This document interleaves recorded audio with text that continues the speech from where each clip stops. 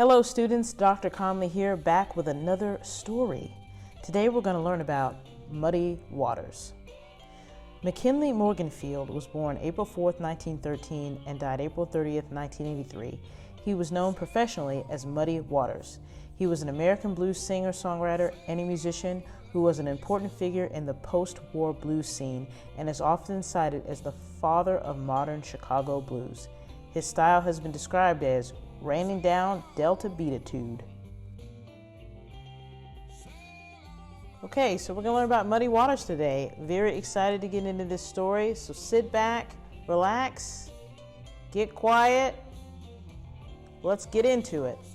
Muddy Waters, the story of blues legend Muddy Waters.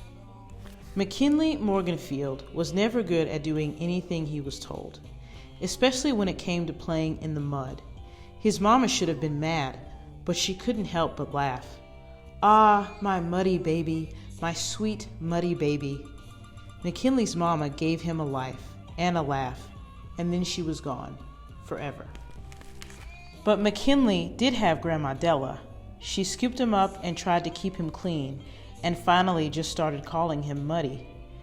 And he had music. Muddy loved to "say it with me" voice of a preacher and the "glory, glory" singing of the choir. But the music Muddy really loved, they didn't play on Sundays. What Muddy really loved was fish fry music. It was shake off the dust and ring out your worries and laugh and cry and feel alive music. It was the blues, and Muddy couldn't get enough of it. To have the blues was to feel bad, but to play the blues was to take that low-down, skunk funk, deep stomach hurt and turn it into something else. Muddy liked the blues. Unfortunately, Grandma Della did not. "Last I checked, you can't eat blues for breakfast," said Grandma Della. "No child of mine is going to waste his time with music." But Muddy was never good at doing what he was told. So he found himself a half-smashed kerosene can to beat on, and a wheezy accordion to squeeze, and a tired piece of wire to pluck, and made himself enough noise to feel good. Not even Grandma Della could keep him from dancing.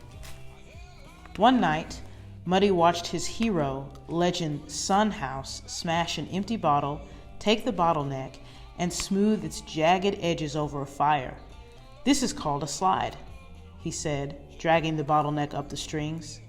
The guitar howled like a wolf, powerful, lonely, and proud. That was the sound of the Mississippi Delta.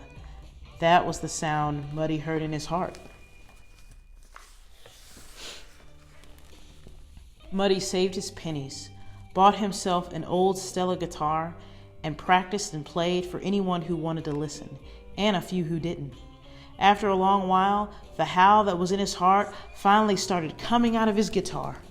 On the weekends, Muddy made the juke joints jump, playing for the workers when it was time to unwind. But when Monday came, Muddy was back in his overalls, back working in the fields. Sharecropping was back-busting, soul-breaking work, and Muddy was already in a bad mood when the new boss man started picking up on him. Muddy had gotten good at burying his anger and his pride and his hurt. To do so otherwise could get you beaten up, or worse. But today, Muddy couldn't do it. He was tired of being picked on. "Ain't your boy," he said. "I sure ain't your boy." The boss man's face went red with anger as Muddy walked away. "Stop right there, or you'll never get to work in this town again," he said. But Muddy was never good at doing what he was told. "Chicago's got a lot of people," he told Grandma Della, "but I don't think they ever had a Muddy Waters before. Me and my guitar are gonna make it just fine. Don't you worry." So Muddy gets on the train to go to Chicago. The clack-a-track steam blur of an Illinois Central train rocketed Muddy and his guitar into the bustle and buzz of Chicago's South Side. Chicago was plugged in, turned on, and turned up, and so was his music. Records with the electrified guitars and jazzy horns were making the blues jump all over town. Chicago was the city of the Brown Bomber, Joe Louis, the heavyweight boxing champion of the world. It was the city of the Chicago Defender, the legendary black newspaper dedicated to fighting racial injustice. And now it was the city of muddy waters. In the park, the bebop, jazz, and swing of horns and strings had laid itself down over the blues like a chiffon blanket. This was music by City Smooth's Sophisticats, not country-dusted hound dogs.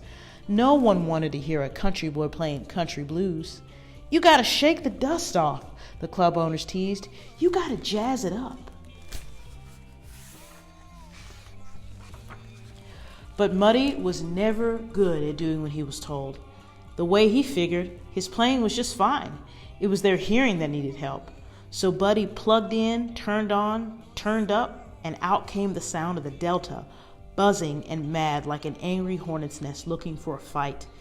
It was a deep-feeling gut bucket, gut-aching music full of life and love and trouble and pride. It made people stand up and raise their hands, and stomp their feet, and laugh and cry, and come alive. It was nothing like the primed and polished sounds people were used to, and they loved it. Muddy loved the park, but the late hours and low pay took their toll. He couldn't live on change alone. One day, Muddy got a call. A friend was making a record at Universal Recording Studios and needed a sideman to back him up on guitar. If Muddy played well, they might even let him record his own song. Finally, a chance. First, they recorded his friend, and then they recorded him. Buddy did exactly what they told him to do. They added strings and horns and that soft and sweet Bluebirds record beat. But Muddy didn't care. He was just happy to be making a record. Too bad they put someone else's name on it. Muddy couldn't believe it. This was supposed to be his big break. This was supposed to be his record. But it wasn't. At least not according to the cover. A year later, Muddy made a record for Columbia. This time they got his name right. Too bad they decided not to release the record. Muddy was crushed. I play it like they say to play it and they still don't like it, he thought. What am I supposed to do? When record producer Leonard Chess called, Muddy knew not to get his hopes up. Leonard just wanted Muddy to record Leonard's music Leonard's way. But Muddy knew this might be his last chance, so he said yes. Soft is right, sweet and polite, said Leonard. That's where the cats are at. Muddy picked up his guitar, walked to the microphone, but he couldn't do it. Not again. Muddy had never been good at doing what he was told anyway. When Leonard pointed out the horns, Muddy pointed to the exit. No horns, no jazz, no fooling, said Muddy. If I'm going to fail, I'm going to fail playing my music my way. There was lightning in Muddy's eyes. If Leonard could bottle that, maybe they'd have something. You get one chance, said Leonard. Don't blow it. Muddy sat down with his guitar, pulled the microphone up close, and closed his eyes. He remembered the dust and the plow and the meanness of the land and the softness of King Cotton. He called up the sticky heat of a summer night, the power of love, and the need for connection in a world that was so good at pulling people apart. And he played just like Son House had taught him, not with his fingers, but with his heart. Muddy sang about life as he lived it, with all of its pain, its power, and its glory forever. Still unconvinced, Leonard printed only 3,000 copies of the record and sent them to local stores. Muddy chewed his nails in waiting. What if people didn't like his voice? What if he wasn't good enough after all?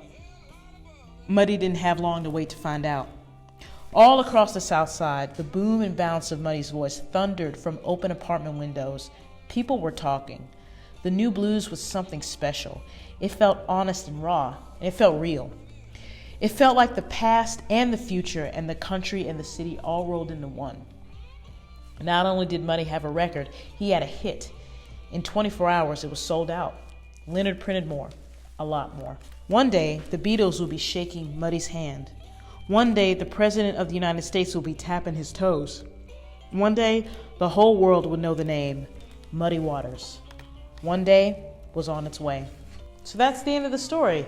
You can see how Muddy Waters grew up in the South, moved to Chicago, and became a famous blues artist.